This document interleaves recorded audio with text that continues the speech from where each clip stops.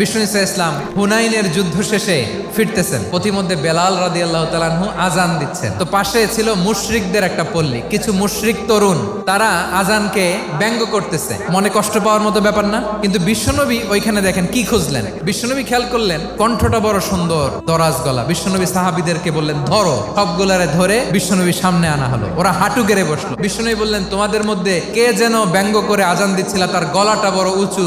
আবু মাহজুরা বলে আমার বন্ধুরা সবাই আমার দিকে আঙ্গুল দেখায়। আবু মাহজুরার মাথায় হাত দিয়ে বললেন এবার আজান দাও দেখি। আবু মাহজুরা বলে আমি তো আজান দিতে জানি না। বিশ্বনবী বললেন তাহলে আসো আমি তোমারে শিখাই দেই। বিশ্বনবী একটা বাক্য পরে, আবু মাহজুরা পরে, বিশ্বনবী পরে, আবু মাহজুরা পরে। আবু মাহজুরা বলে এক একটা বাক্য পড়ি আমার কলিজাটা গলে ঠান্ডা হয়ে যায়। বিশ্বনবীর সাথে দাঁড়িয়ে উনি শাহাদা পড়ে মুসলমান হয়ে গেলেন। বিষ্ণু ইসা ইসলাম বললেন যাও আবু মাহজুরা, আমি তোমাকে পৃথিবীর শ্রেষ্ঠতম মসজিদ মক্কার মসজিদুল হারামের মুয়াজ্জিন হিসেবে অ্যাপয়েন্ট করে দিলাম।